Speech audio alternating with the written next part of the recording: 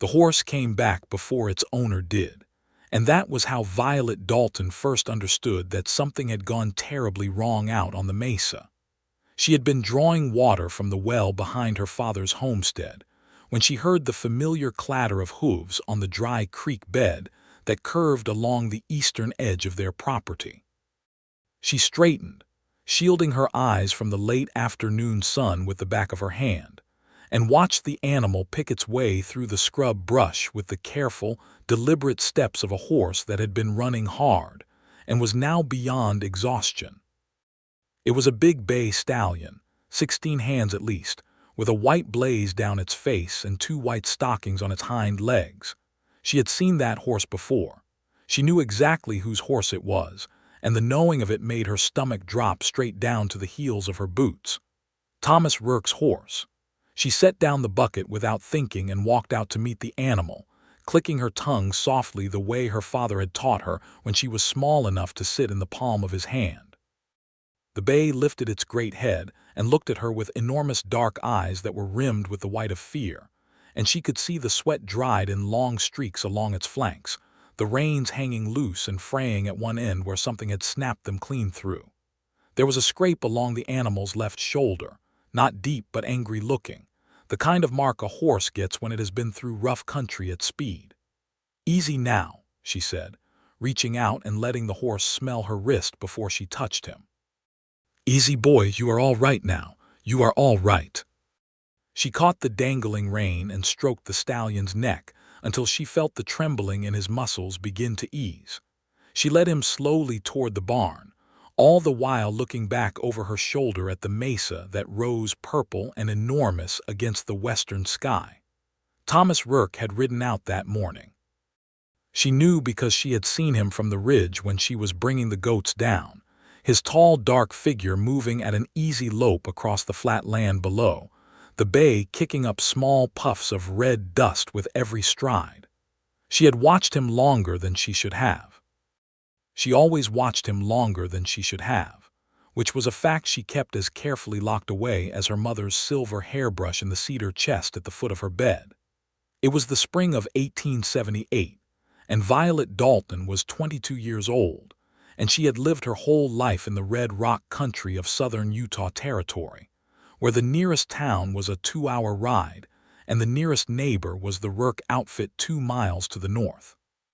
She had grown up knowing the Rourke family the way you know the seasons, as something that was simply always there, marking the passage of time.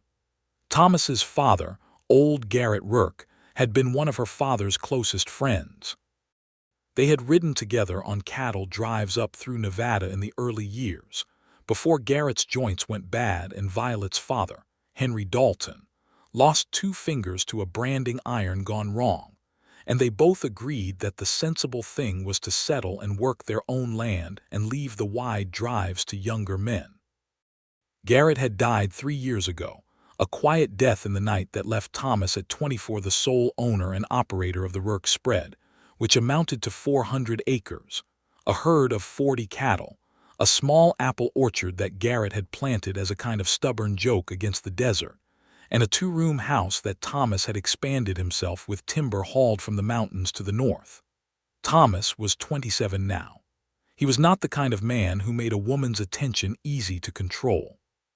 He was tall and lean in the way that men who work outdoors in hard country get lean, not thin but shaped by labor, with dark hair that curled slightly at the collar when it got long, and a way of moving that was unhurried even when it was purposeful. He had his father's jaw and his mother's eyes, which were a shade of gray-green that Violet had once, in a moment of private foolishness she still regretted, compared in her journal to the color of the sage after rain. His mother had left when Thomas was 12. Not died, but left, which was somehow harder to explain to a child and harder still to stop explaining as the years went on. She had gone back east to a sister in Ohio and sent letters for a while that grew shorter and further apart until they stopped entirely. Thomas never talked about it. Violet knew because she had been 11 when it happened and had watched the Rourke household change the way you watch weather change, slowly and then all at once. All of that history was moving through her mind as she settled the bay stallion into a clean stall with fresh water and a measure of oats, and it was moving through her mind when she walked back to the house and told her father what she had found. Henry Dalton was 58 years old and moved now with the particular caution of a man who had spent too many years treating his body like a tool rather than a vessel. He was sitting at the kitchen table cleaning his rifle when Violet came in, and he looked up at her face and set the rifle down without being asked. "Thomas's horse," he said. "Yes," she said. "Came in from the east side. The reins were broken and his flanks were white with dried sweat. He has been running." Henry was quiet for a moment. "How long ago you figure he went out?" "I saw him cross the lower flat this morning, maybe an hour after sunrise." Henry looked out the window at the light slanting long and orange across the yard. "That is a long time to be out without your horse coming back with you." "I know," Violet said. "I will ride out in the morning if he has not come back," Henry said. "It is too dark now to do anything useful."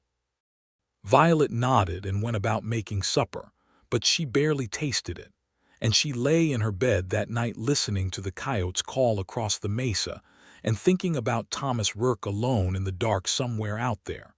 And it was a long time before she slept. He came back the next morning, just before noon, walking in on foot with his hat hanging from his hand, and a long shallow gash along the side of his head that had bled down his collar and dried brown. He walked like a man who had been walking a great while, and had made a private agreement with himself not to stop until he reached a specific destination.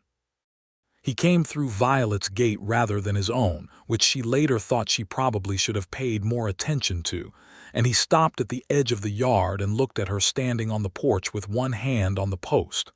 "My horse," he said. It was not quite a question.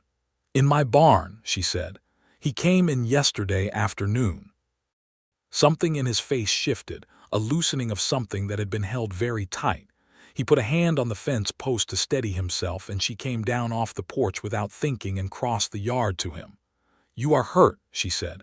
"I had a disagreement with a canyon wall," he said. "The wall one." "Come inside," she said. "Let me look at that." He did not argue, which told her the wound hurt more than he was letting on. She sat him at her kitchen table and cleaned the gash with water and the clean cloth she kept for this purpose, and he sat very still under her hands in the way that horses do when they are being tended by someone they trust. The gash was not deep enough to need a physician's attention, but it was long, curving from just above his left temple back toward his ear, and the skin around it was already darkening to purple. "What happened?" she asked, working carefully at the edge of the cut. "Horse spooked at a rattler," he said. "Threw me into a boulder. I went down hard, and by the time I came around enough to know where I was, he was gone. You were unconscious. For a while, I think. The sun was lower when I came to than it had been when I went off." He paused. "I should have caught him before he could run." "He ran because he was frightened," Violet said. "A frightened horse does not wait to be caught." "No," Thomas agreed, "but a better rider might have held him." She pressed the cloth a little more firmly than necessary against the wound, and he hissed. "Do not start on yourself," she said. "You walked back from the mesa in the dark with a head wound and no horse. That is enough for one day without adding foolishness on top of it." He was quiet for a moment. She finished cleaning the wound and sat back on her heels to look at it in the light from the window. She was very close to him. She could see the fine lines at the corners of his eyes, the kind that come from squinting into a western sun for years, and a small scar on his chin that she had never noticed before, although she had been looking at this face most of her life. "Thank you," he said. His voice was quiet and closer than she expected, and she stood up quickly and moved to rinse the cloth at the basin. "You should eat something," she said. "And drink. How much water have you had?" "Not enough," he admitted. She made him eat and drink, and she made him rest on the porch bench while she went out to check on the bay. And when she came back, he was sitting upright with his hat back on, and that particular expression he sometimes got that she thought of as his working expression, as if he was turning a problem over and looking at it from different angles. "I will take him home," Thomas said, nodding toward the barn. "He is not ready to be ridden again today," Violet said. Let him rest. You can come for him tomorrow. He looked at her steadily. She had known those gray-green eyes long enough that they should not have done what they were doing to her composure, but knowing a thing and managing it were two different matters entirely. All right, he said. Tomorrow, then.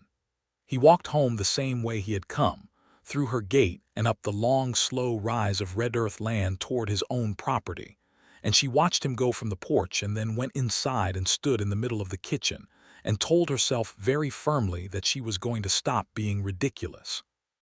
He came back the next afternoon, as he had said he would, riding his older gray mare and looking considerably better than he had the day before.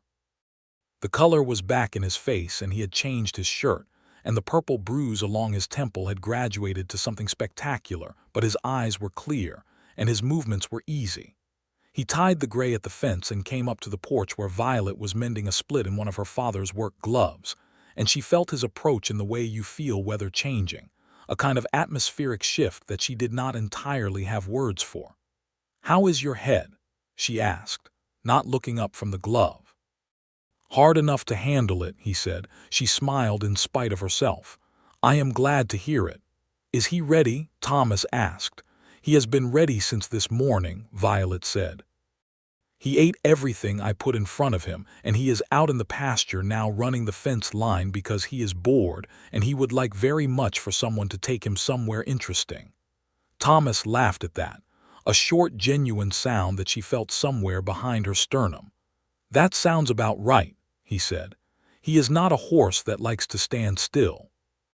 They walked out to the pasture together, and Violet caught the bay easily, the horse coming to her with his ears forward and his nose out, and she handed the lead rope to Thomas and watched him run his hands along the animal's legs and flanks, checking for anything she might have missed. "You take good care of him," Thomas said, straightening. "He is a good horse," Violet said. "He was easy to care for." Thomas looked at the bay and then at her, and something in his expression shifted in a way she could not quite read. He was not a man who showed his thoughts easily, which was another thing she had always known about him and another thing she could not stop paying attention to. "Keep him," Thomas said. Violet blinked. "I beg your pardon. Keep the horse," Thomas said. "He is yours if you want him." She stared at him for a moment, genuinely uncertain if she had heard him correctly. "Thomas, he is your best animal." "I know what he is," Thomas said. "Then why on earth would you give him to me?" He looked at her for a long moment, and then he looked away, out at the mesa where the afternoon light was turning the red rock to something very close to gold. There was a muscle moving in his jaw.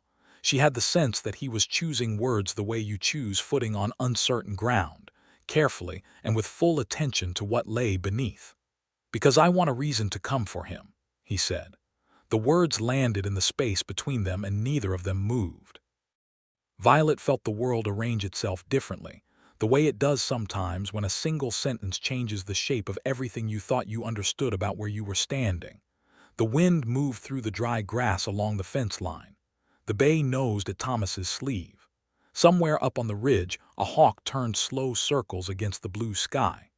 "That is a very roundabout reason," Violet said at last, and her voice was steadier than she felt, which she considered a personal achievement of some significance.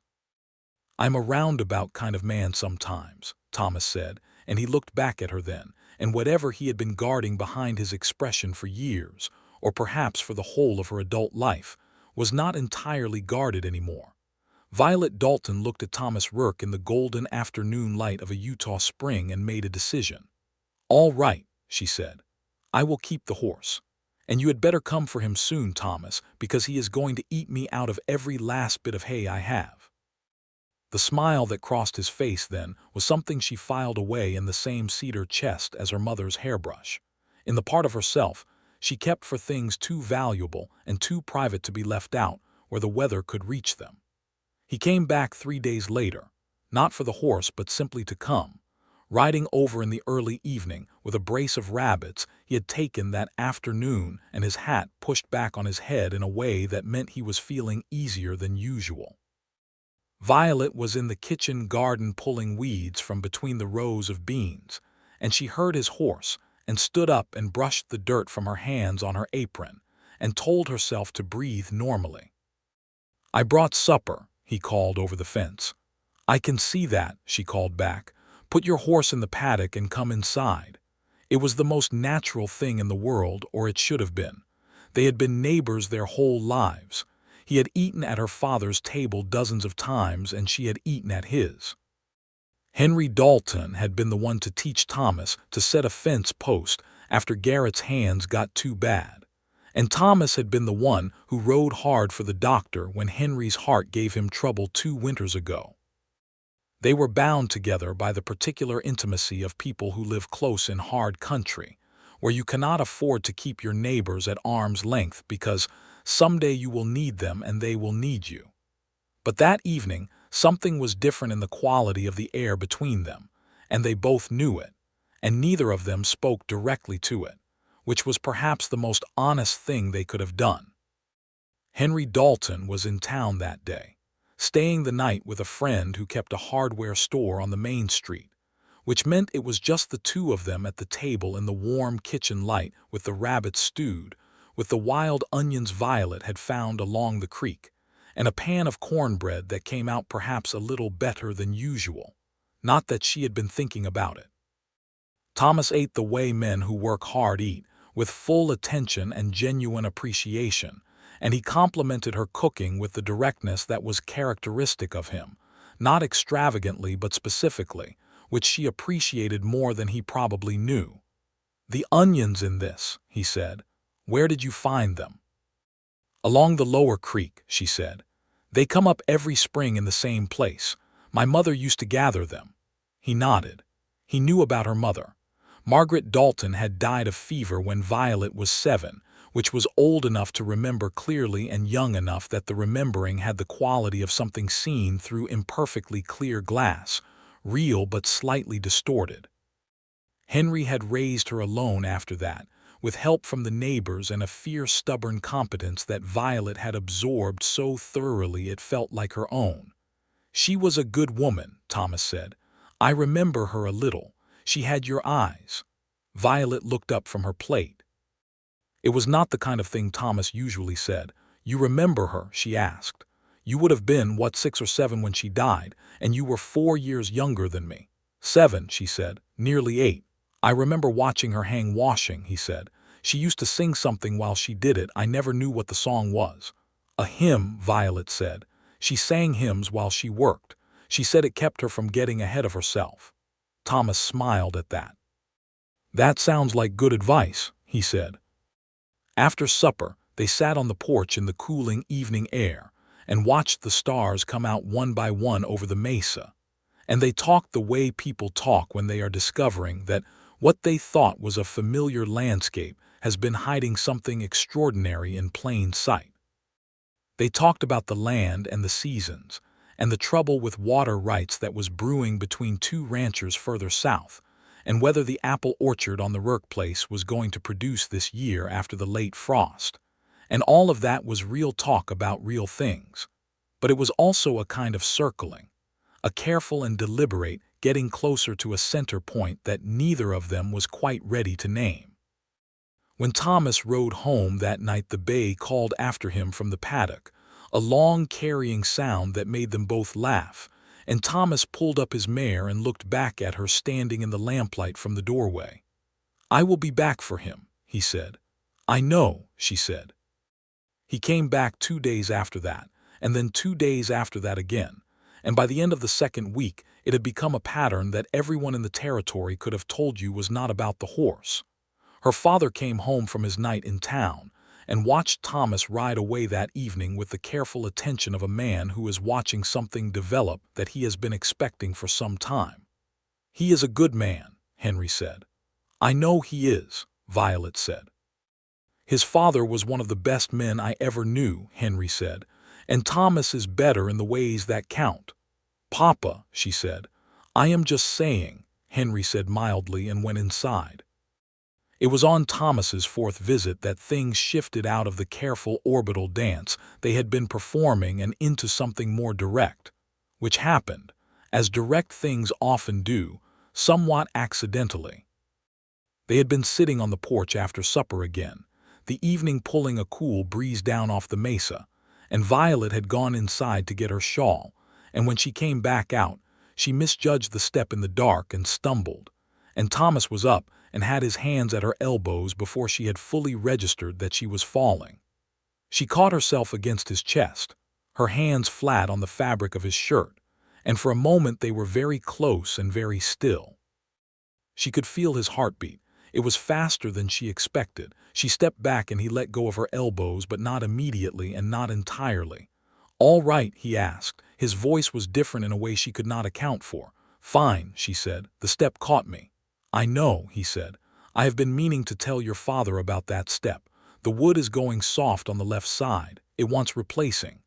"You are going to tell me about carpentry right now," she said.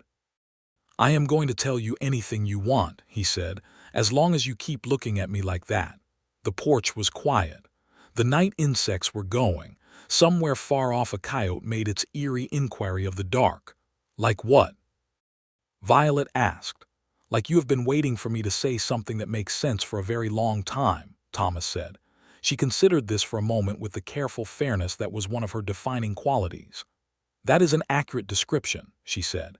He reached out then and tucked a loose strand of her dark hair back behind her ear, and the touch was so gentle and so deliberate that it was more decisive than many men's declarations.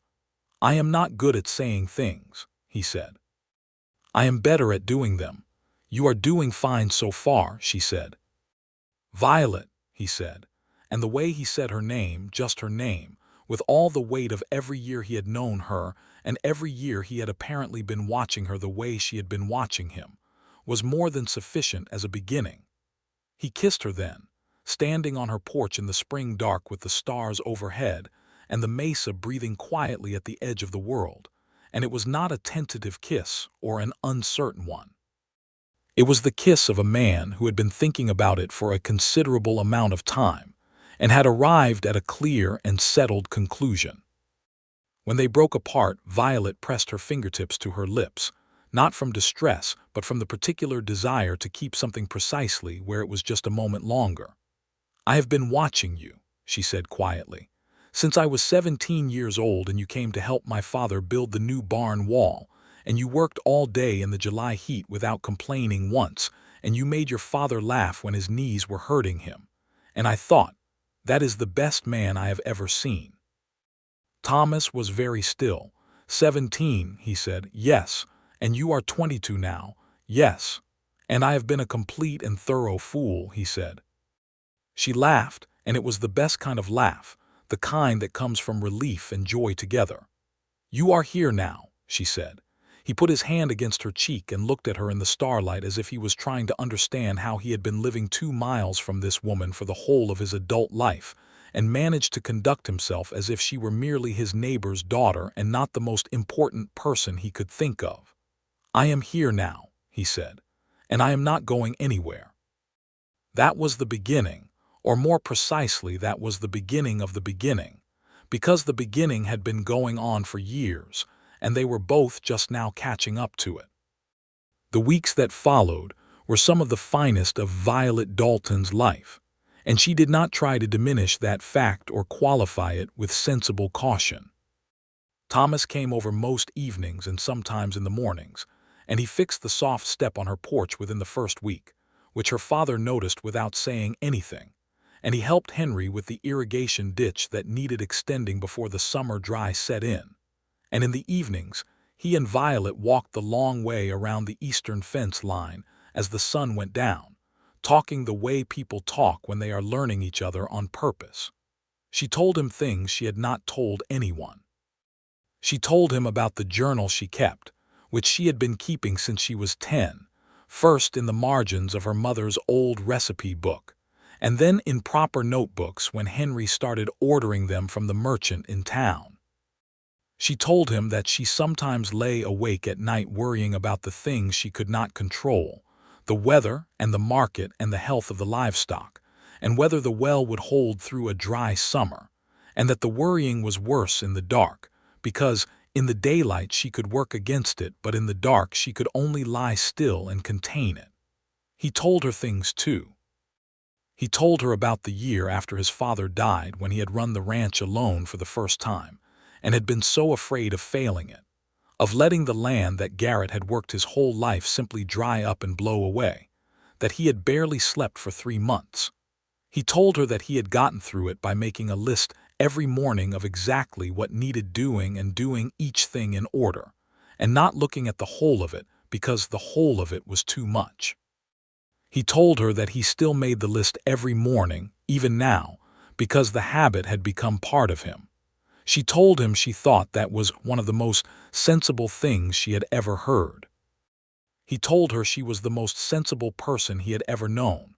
"That is not a romantic thing to say," she observed. "I meant it as one," he said, perfectly seriously, and she believed him completely. The summer came on hard and bright, the way Utah summers do, pressing the color out of the sky until it was nearly white at noon and pouring heat down onto the red earth that made everything shimmer and dance at a distance. The crops needed constant attention, and the cattle needed watching, and the well bore watching too, and both households worked from first light to last, and the evening walks got shorter, but neither of them stopped them. It was in the middle of that summer, in a particularly brutal stretch of July heat, that Violet had her first real conflict with Thomas, which was also important in its own way. There was a man named Calhoun who ran a small operation about 10 miles south, and he had been pushing at the water rights along the creek that ran between his land and Henry's since the previous autumn. Henry had the older claim, recorded at the territorial office in a careful hand, and the legal standing was not in question. But Calhoun was the kind of man who was not particularly interested in legal standing when his cattle were thirsty. He had started diverting water upstream in May, and by July Henry's lower fields were feeling it. Thomas found out about it before Violet told him, which she had not told him deliberately, partly because she did not want to put him in the middle of her family's business, and partly because she was fairly sure what he would do about it, and she wanted to handle it herself. What she had not accounted for was Thomas handling it himself. He rode down to Calhoun's place one morning without telling her, and had what he later described as a straightforward conversation, which Calhoun apparently described to his hired hand as something considerably less straightforward, though nothing violent had occurred. The diversion stopped. The creek ran back to its proper level within 2 days. Violet found out from a man at the trading post who had heard about it from Calhoun's hired hand, and she was furious in a way that surprised her with its intensity. She found Thomas working his fence line that afternoon and walked the 2 miles to tell him so directly. "You had no right to go down there without telling me," she said. She was very composed, but there was heat in her voice that had nothing to do with the July sun. "That is my father's land and my family's business. It was not yours to take on." Thomas straightened from the fence post he had been working. He did not look defensive, which was almost more aggravating. "Your father's lower fields were drying out," he said. "I know that," Violet said. "We were dealing with it." "You were waiting and hoping Calhoun would stop on his own," Thomas said, not unkindly. "He was not going to stop on his own. You do not know that. Violet, I know Calhoun." She pressed her lips together. She was not wrong in what she felt, but she was aware that the argument was getting complicated by the fact that the outcome was exactly what she had wanted, and being angry about a good outcome felt like trying to hold water in cupped hands. "Next time," she said, "you come and tell me first. We decide together." He was quiet for a moment. Then he nodded. "You are right," he said. "I should have told you." It was so simple and so direct that it took the wind clean out of her sails. She had been expecting him to argue or to explain it away, or to do what men in her experience often did, which was to accept the correction with their mouth while their expression said they would do the same thing again tomorrow. He was not doing any of those things. He was simply agreeing with her because she was right and he knew she was right. She exhaled. "Thank you," she said. "I should have asked you," he said again. "I am sorry. I saw your father's fields and I reacted instead of thinking." "You were trying to help," she said, because that was also true and she could afford to say it now. "I am always going to be trying to help," he said, "and I am going to need you to tell me when I am doing it wrong." "I can do that," she said. "Good," he said, and he went back to the fence post, and she stood there for a moment watching him and felt something settle into its proper place between her ribs, something warm and specific and permanent.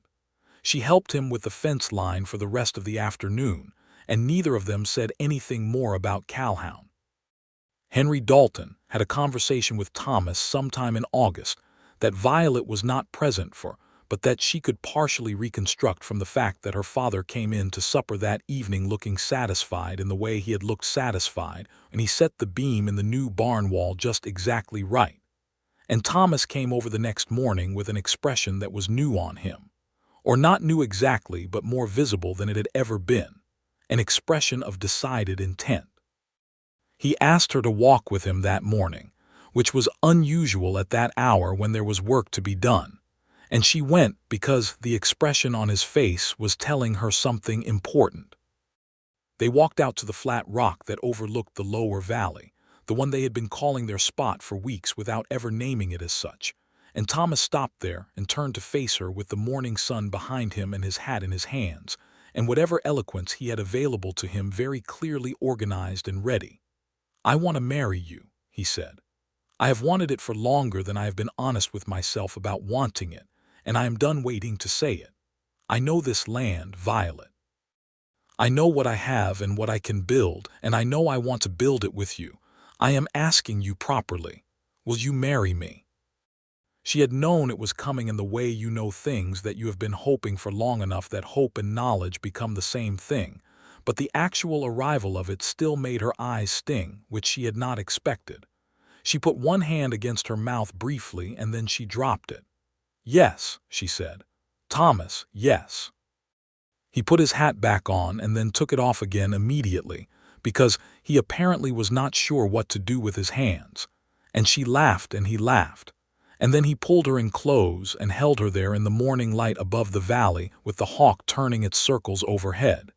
And she felt his heartbeat against her cheek, steady and sure.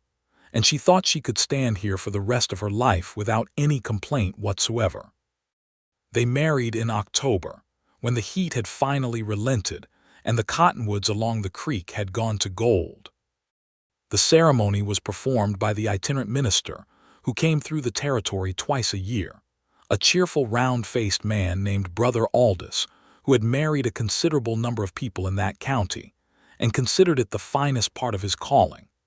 They held it in the open air beside the Dalton homestead, with the mesa standing huge and red in the background, and the sky that particular shade of October blue that has no name except beautiful. Henry Dalton gave his daughter away with a handshake for Thomas, and a long, very still embrace for Violet that said everything the man was constitutionally unable to say in words. The guests were modest in number but considerable in warmth. The family from the Morrison place, 20 miles west, who were friends going back many years, a few men from town who had known both families, a woman named Ruth who ran the boarding house in town and had been Margaret Dalton's friend, and had watched Violet grow up with the particular fond attention of a woman standing in for a missing mother. Ruth cried during the ceremony, which made Violet cry, which made Henry look very carefully at a distant point on the horizon while working his jaw in a way that indicated emotion being firmly managed. Thomas said his vows clearly and directly, and without looking anywhere but at Violet's face. She said hers the same way. It was not a long ceremony, but it was a sufficient one. They had a small gathering afterward in the yard, with food that seemed to have materialized from the goodwill of half the territory, and music from a fiddle player named Abel Morrison, who was 17 and extraordinarily gifted. And the afternoon wore on in that pleasant way of celebrations where time seems to have agreed to slow down for the occasion. When it was over and the guests had gone and Henry had retired early with the particular tact of a father who understood the shape of the evening, Thomas stood beside Violet in the cleared yard in the last of the October light, and she looked at the ring on her finger, a simple silver band that had been his mother's, which he had given her without making it a complicated thing, just said it had been his mother's, and that she should have it if she wanted it, and she had said yes, she wanted it very much. "Well," she said, Well, he agreed. That was a good day, she said. It was the best day, he said. Up until tomorrow, which is going to be better. She looked at him sideways. What happens tomorrow? You wake up married, he said, which is going to be considerably better than waking up not married, at least from where I am standing. She put her arm through his and leaned against his shoulder, and they stood there in the empty yard watching the last color go out of the sky. And she thought that happiness, real happiness, the kind that is built from the right materials and set on the right ground, has a particular quality of steadiness that makes it different from all the lighter, brighter feelings that are often mistaken for it. They moved into the Rourke house, which was the larger of the two properties and the more established, and Violet set about making it into something she had always half imagined it could be without quite letting herself imagine it, because she had not known for a long time that she was allowed to. She hung curtains at the windows and put up a shelf for her books, the 6 she owned and treasured, and she rearranged the kitchen in a way that made it work better for the way she cooked. And Thomas watched all of this with a quiet delight that he expressed primarily by helping with whatever she asked, and never once suggesting she do anything differently. She moved the bay stallion into the Rourke stables, which were considerably larger than her father's barn, and the bay settled in as if he had always lived there, which perhaps in some sense of the horse's own knowing, he had. Henry Dalton remained at the Dalton homestead, which was 2 miles south and well within reach, and Thomas rode over twice a week to help him with whatever needed doing, and Violet went every Sunday and sometimes on a Wednesday, and the arrangement suited all 3 of them very well. Henry was not a man who wanted to be absorbed into another household. He was a man who wanted to be himself on his own land but not entirely alone, and this achieved exactly that. The first year of their marriage was a working year in the way that first years always are, not hard in the sense of being unhappy but full in the sense of being always in motion. The ranch demanded everything they had and they gave it, and in the giving of it, they learned each other in the deeper ways that you only learn through sharing the weight of real things. She learned that Thomas was first up every morning without exception, and that he moved through the pre-dawn dark with the particular ease of a man completely at home in the physical world, and that he always saved her the best of the morning coffee because he had noticed she liked the first pot better. She learned that he had a habit of singing very quietly to the horses when he worked with them, half, under his breath, old songs he had learned from somewhere she never fully established, and that he did not know he was doing it until she told him. She learned that he was more tender than he looked, which was not a surprise to her because she had always suspected it, but the confirmation of it in the daily life of their household was something she found she could not stop being glad about. He learned that she was decisive in a way that looked like certainty, but was actually the product of careful and very fast thinking, and that if you gave her long enough to think she would generally arrive at the right answer, and that the best thing to do when she was thinking was to let her think and not interrupt with suggestions. He learned that she sang in the kitchen the way her mother had, hymns and other things, and that she did it for the same reason, to keep from getting ahead of herself. He learned that she was afraid of nothing practical, no work or weather or difficulty, but that she had a deep and quiet worry running underneath all of it about the things she could not fix by working, and that the best antidote to this was for him to be very specifically present, not reassuring in the abstract way but present in the particular way, right here, solid, not going anywhere. He learned this, and he did it every day without being asked. In the spring of their second year together, she told him she was expecting, and the expression on his face was so entirely unguarded that she laughed, and then covered her mouth because the rawness of his happiness felt too private to witness without looking away. He did not look away. He looked at her with those gray-green eyes that she had been loving since she was 17 years old, and he said, "Are you well? Are you feeling well?" before he said anything else, which she thought was exactly the right order of priorities. "I am feeling very well," she said, "a little sick in the mornings but well." "Tell me what helps," he said immediately. "Staying in bed a little longer than I usually do," she said, and you making the coffee without waking me up first." "Done," he said.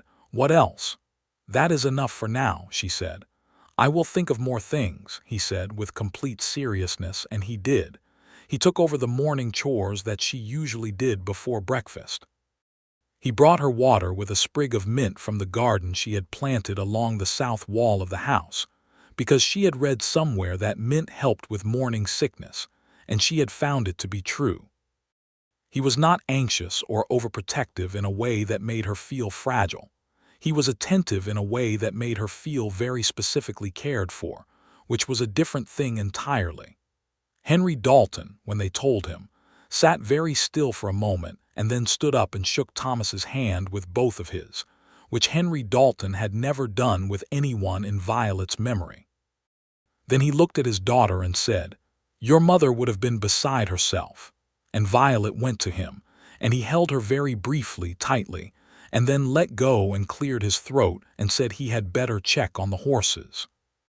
The summer of her pregnancy was hot and long, and she worked through most of it because the work needed doing, and because working kept her from being anxious. And Thomas worked beside her, and neither of them said anything much about the worry that lived in both of them in that year. The knowledge that childbirth in the territory in 1879 was not a certain thing. They both knew what it cost. Thomas's mother had lost a child before him, a fact Garrett had mentioned once and not again. Henry's wife had survived Violet's birth, but not the years after, taken by fever rather than childbirth, but the territory took women in their prime for too many reasons, and both of them lived with that knowledge. They did not name the worry, but they moved around it carefully, and Violet thought sometimes that this was its own kind of love, that understanding between two people of what the other fears, and the agreed decision to carry that fear together, without making it larger than it needed to be. The baby came in November, a hard, cold night with the stars sharp as pins above the mesa, with the help of Ruth from the boarding house, who had brought more babies into the world than she could precisely count, and who arrived at the Rourke house in the early evening with a bag and a calm authority that made everything feel manageable. It was a long night. Thomas stayed as close as Ruth would permit, which was closer than most men in those circumstances, because Violet asked him to stay, and that was enough reason for him. He sat on the other side of the door and talked to her whenever she wanted to talk and was quiet whenever she did not, and when it was over, just before 3 in the morning, and Ruth brought him in to see his wife and his son, the thing that happened to his face was something Violet would keep for the rest of her life. "A boy," she said, because she could see from his expression he was having difficulty assembling words. "Yes," he managed. "Do you want to hold him?"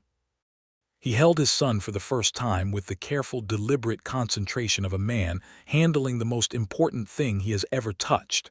And the baby, who had been making his displeasure with the world loudly known, went quiet and looked up at his father with the unfocused dark eyes of the newly arrived, and Thomas looked back with eyes that were not unfocused at all.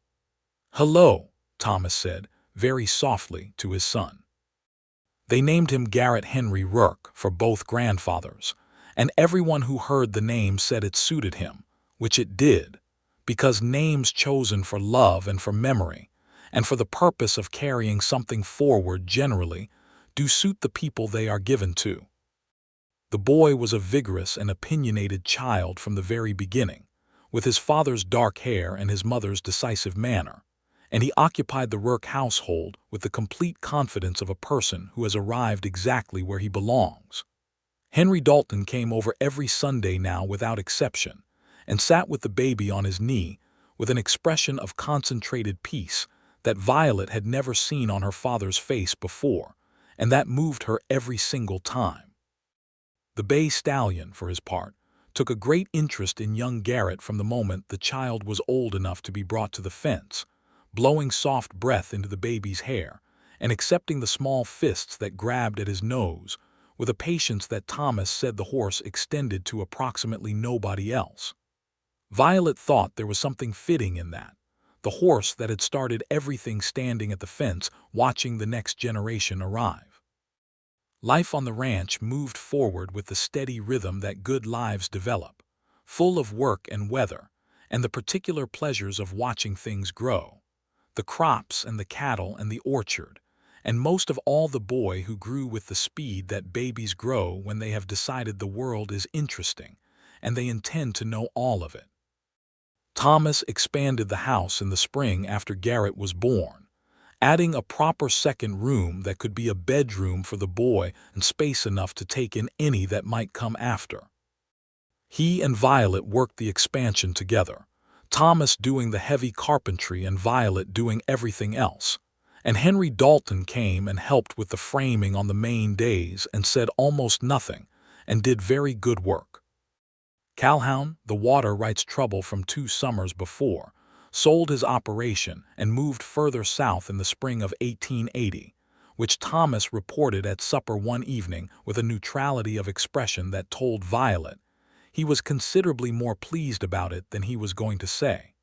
She said nothing about this, because she was considerably more pleased about it than she was going to say either.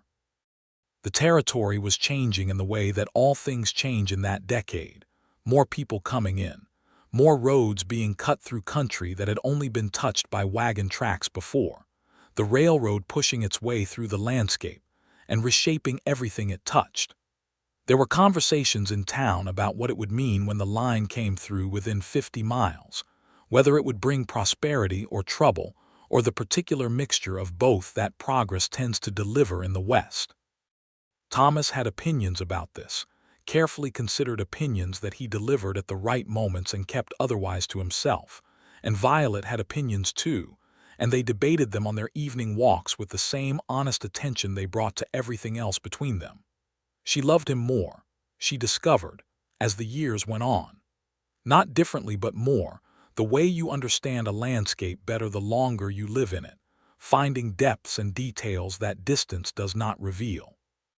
She loved him in the particular way you love someone who has been present through difficulty and stayed steady, who has been present through joy and known how to inhabit it fully, who tells you the truth not to wound you, but because they respect you enough to trust you with it. There was the winter of the bad storm, 1881, when a blizzard came in off the north that was worse than anything either of them had seen. 3 days of wind and white that pinned them inside and killed 4 of the cattle that had been in the lower pasture before Thomas could get to them. He came in after those 3 days looking like a man who had been through something, not beaten but changed in the way that hard experience changes you. And Violet heated water for him to wash and put food in front of him and sat across the table from him while he ate, and they talked about what they had lost and what remained and how they would manage, the practical and specific conversation of people facing real things together. He looked at her across the table in the lamplight when they had finished and said, "I do not know how I did this alone." "You did not do it alone," she said. "You did not do it alone the whole time it mattered." He reached across the table and took her hand, and they sat like that for a while in the warm kitchen while the wind finished its argument with the world outside. There was the summer Garrett was 3, and discovered that the creek was exactly the right depth in July for a small boy to wade in up to his armpits, which was not a discovery his parents made at the same time he did. And the subsequent afternoon of drying out a small boy and his very wet clothing while said small boy explained at considerable length, and with great energy, why the creek had been an excellent idea. Thomas conducted this interview with a gravity that Violet was fairly certain was heroic in its restraint. There was the autumn that Henry Dalton's health began to noticeably decline, the years and the hard work and the 2-fingered hand, and the heart that had given him trouble before giving him trouble again in the way of something that is not finished with the territory it has been claiming. Violet rode over to him every morning that autumn and Thomas rode over every evening, and on the bad evenings one of them would stay the night in the chair by the fire, and Henry endured this attention with the particular exasperation of a man who does not want to need help and is deeply grateful for it. On a clear, cold morning in November, 5 years almost to the month since Garrett Henry had come into the world. Henry Dalton died in his own bed in his own house with his daughter's hand in his right hand, and Thomas Rourke's hand on his shoulder, and it was as good a death as a good man could have hoped for. Violet grieved her father with the full honesty of a woman who had loved him without reservation and lost him knowing he knew it. She was not destroyed by it.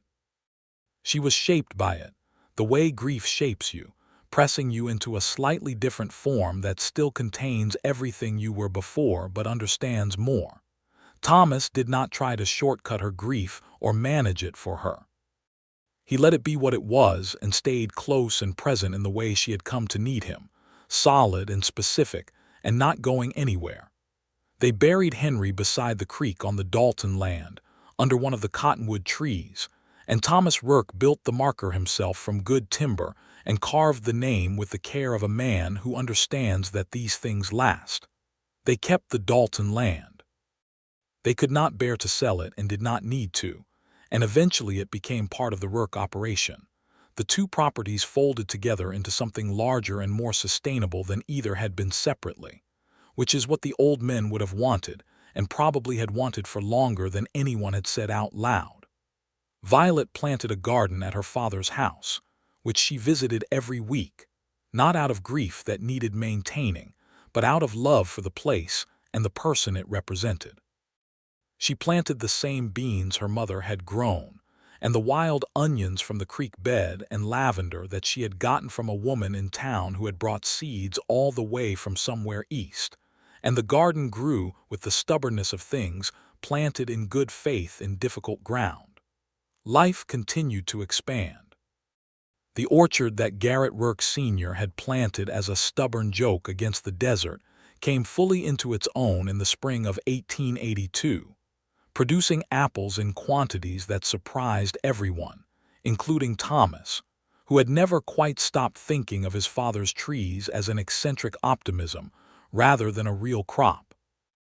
They sold apples that autumn at the market in town, and people bought them with the particular delight of people encountering something unexpected and welcome, fresh, sweet apples in Red Rock country, which was just the kind of impossible thing the West had always made possible when it was in a generous mood. Violet baked apple pies, which became a point of local pride that she accepted with modesty, and Thomas accepted on her behalf with considerably less modesty, telling anyone who would listen that his wife made the finest pie in the territory, a claim she told him he could not actually know because he had not tried every pie in the territory, and he said he did not need to because there were some conclusions a man could reach with confidence without exhaustive testing. In the spring of 1883 she told him she was expecting again, and this time the expression on his face was slightly different than it had been the first time, older and warmer, and without the stunned quality that first news had carried, but no less present. He said, "How are you feeling?" before he said anything else, exactly as he had the first time, and she thought that this consistency was one of the things she loved most specifically about who he was. This time it was a girl, which arrived in September with red hair that mystified both of them since neither of them had red hair, and turned out to be temporary, darkening to auburn by her first birthday. They named her Margaret Ruth, for Violet's mother and for Ruth who had helped bring both children safely into the world, and Ruth herself, when she heard the name, was seen to wipe at her eyes with her apron for a good while, and then deny it vigorously. Margaret Ruth Rourke was from her earliest moments a person of strong opinions and forthright expression, which Thomas said was her mother's influence and Violet said was simply good sense, and they were both right. She had her brother to model herself on and exceeded him in energy if not in height, and by the time she was 2, she had established herself as a ruling force in the Rourke household, with an authority that her father found genuinely funny and her brother found deeply inconvenient. Garrett, for his part, was a serious-natured boy who had his father's patience and his mother's precision, and a particular gift for understanding the land in ways that pleased Thomas enormously when he watched it, seeing the boy kneel in the field and take a handful of soil, and think about it with a thoroughness that no one had taught him. He was going to be a rancher. You could see it in him already, the way some destinies announce themselves early. The years piled up the way good years do, becoming treasure without anyone quite noticing the accumulation.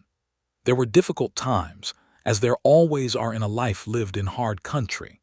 A summer drought in 1884 that cost them cattle and forced hard choices, and required the particular fortitude of people who know that you do not stop after a bad year. You keep going into the next one. A dispute with a neighboring claim that required a lawyer from the territorial capital and 3 months of correspondence, and was eventually resolved in their favor, but at considerable cost in time and aggravation. Thomas being thrown again, not by his bay but by a young horse he was breaking, and laying him up with a broken rib for 6 weeks, during which he was a deeply unsatisfying patient, and Violet managed everything while also managing him, which she did with a competence and a particular strand of gentle authority that he found, he admitted when he was better, rather magnificent. Rather magnificent, she repeated. I stand by it, he said. You were lying down for 6 weeks, she said. You could not stand by anything. I stand by it, he said again, and grinned, which made the rib hurt, which served him right. There were good times, more good times than bad times, which is the correct proportion for a life well lived. The apple harvest became an annual celebration that different neighbors joined, a day of picking and sorting, and the smell of fruit in the autumn air, and Thomas up in the trees looking about 17 years old, which was not how he looked at all at 35. But there was something about the trees his father had planted that made him move in them with a particular lightness. Garrett learned to pick alongside his father at age 6, with the serious attention of a boy treating something important seriously. Margaret ran between the trees and ate more apples than she picked, until her mother said something specific about stomach aches and consequences, which temporarily moderated her consumption. The bay stallion was 21 years old in 1884, which is a great age for a horse, and he was still sound but slower, retired now from anything more demanding than the light work that Violet gave him, riding out to check the fence lines in the early morning in the way she had developed as her favorite part of the day, the still morning before the household fully woke, just her and the bay and the land opening up around her as the light came in. Thomas sometimes rode with her on these mornings and sometimes did not, and both versions were right. Sometimes you love someone beside you, and sometimes you love them from a little way off, watching them move through the world they have made together, and both of these are expressions of the same large thing. One morning in the late spring of 1885, Violet was out on the bay on one of these fence line rides when she stopped on the flat rock that overlooked the lower valley, the place that had always been their place even before they had called it that.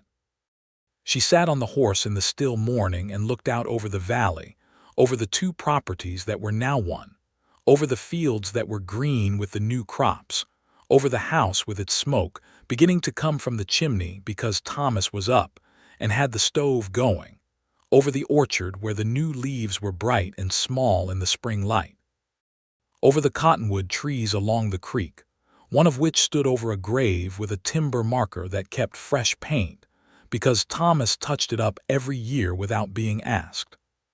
She sat there for a long time, long enough for the light to change from the pale flat light of early morning to the more golden working light of mid-morning, and she thought about the horse coming in across the dry creek bed 7 years ago with its broken reins and its dried sweat and its frightened eyes, and she thought about following it into the stall with soft words, and she thought about Thomas walking back from the mesa on foot with his hand on the fence post and his head wound and his working expression.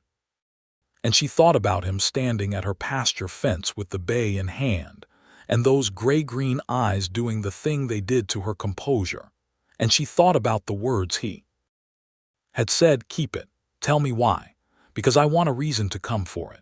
She had kept the horse.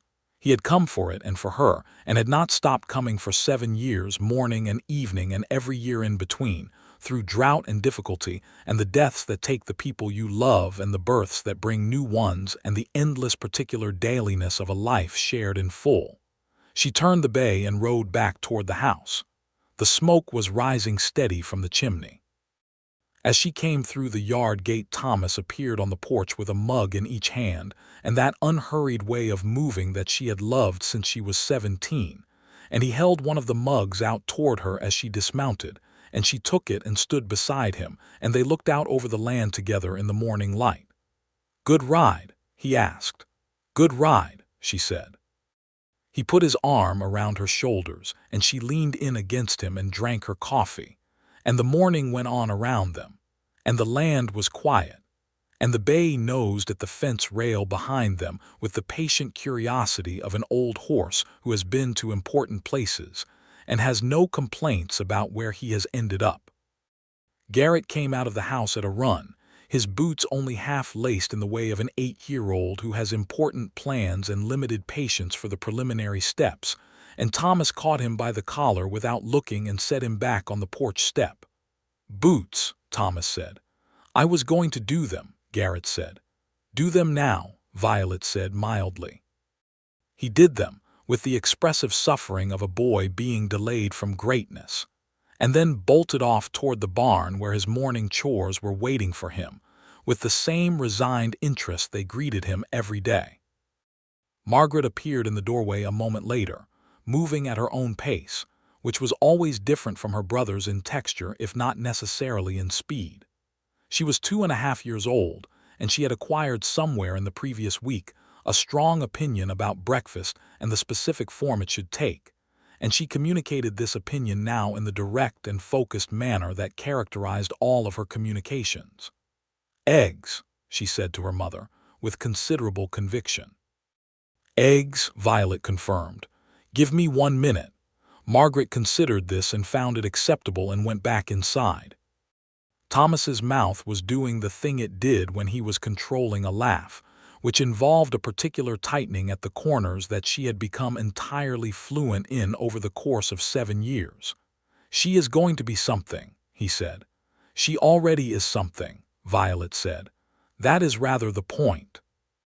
She handed him her mug and went inside to make eggs, and through the kitchen window she could see him standing on the porch looking out over the land, his hands around both mugs and the morning sun on him, tall and solid, and exactly where he was supposed to be. She stood at the window for just a moment, letting herself look at the thing she had, in the way that you sometimes need to stand back from a painting to understand its full dimensions. She had the land and the work, and the house, and the children, and the orchard that was a stubborn joke against the desert that had turned out to be no joke at all. She had the garden along the south wall where the lavender grew with its improbable purple flowers in the red rock country. She had the bay and the paddock, 21 years old and slower than he had been but still interested in where the day was going. She had the grave with the timber marker by the creek that she talked to sometimes in the quiet way of daughters who still have things to tell their fathers. She had the 6 books on the shelf and the journals in the cedar chest, a dozen of them now, and the silver ring on her finger that had been his mother's. She had Thomas Rourke, who had looked at her across the pasture fence one spring afternoon and told her to keep the horse because he wanted a reason to come for it, and who had been coming for it every day since and who would keep coming. She knew as surely as she knew the shape of the land and the quality of the light, for every day that was given to them.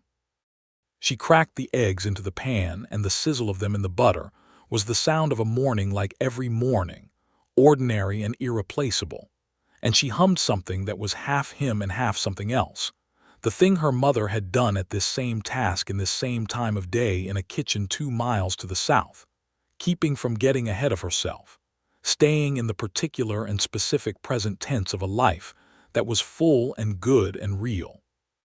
Thomas came in from the porch and set the mugs on the table and picked up his daughter, who had reappeared with the air of someone checking on the progress of a project she had commissioned, and held her against his shoulder and said something to her in the quiet voice he used with horses and children, and she tugged at his ear and said eggs again with the patience of someone who has been very clear on this subject and is simply waiting for the world to catch up.